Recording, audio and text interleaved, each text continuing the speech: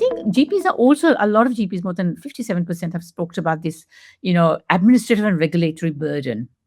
And how all these complex changing MBS rules, sometimes even things like our ECG, to do an ECG rebate was slashed because you weren't given money for reporting it. I mean, who does an ECG and doesn't look at it and analyze it? We're not clerks just doing an ECG. So the government decided that they will only pay us that much. Now, I guess finally they kind of come to their senses and reinstated reporting the ECG rebate. And this whole dance that they play with our MBS rebates for item numbers is really frustrating. And trying to keep up with all those rules, that can you bill this with that or can you bill for that?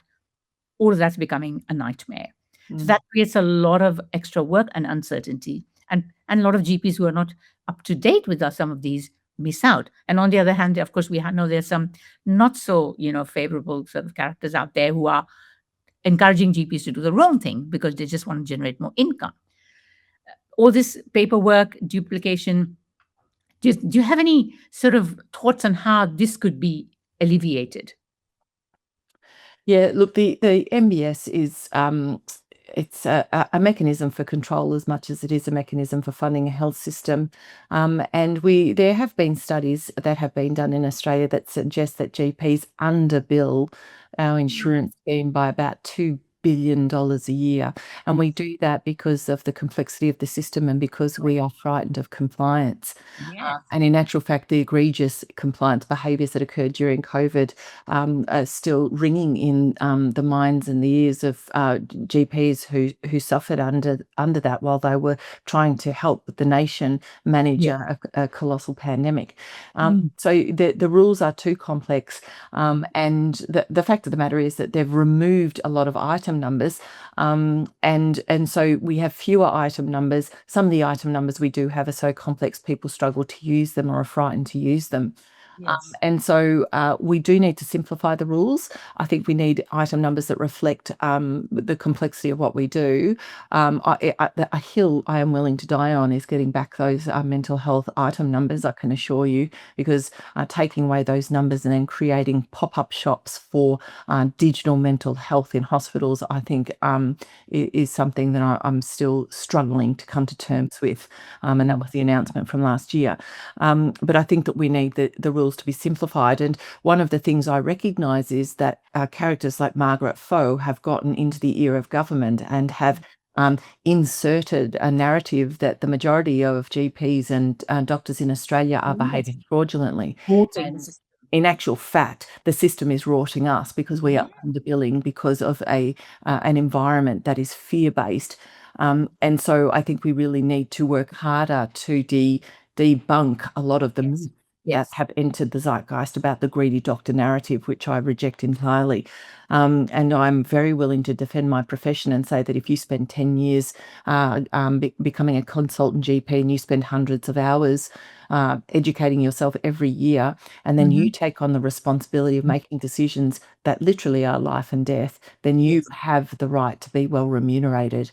And so I reject this idea that general practice should be run on the smell of the altruism rag. I believe that and I do recognise that we need to help ourselves because sometimes we allow ourselves to use altruism to run our industry, and we do need to draw a line in the sand on that at some point. And they know that we GPs really have the social conscience that we do want to do the best for our patients, and we do it to our own detriment sometimes. And now that's a good segue, talking about this TV programs that are aired, which talk about GPs being, like dishonest and rorting the system, and those kind of statistics that they pull out are really shocking because that really misleads the public.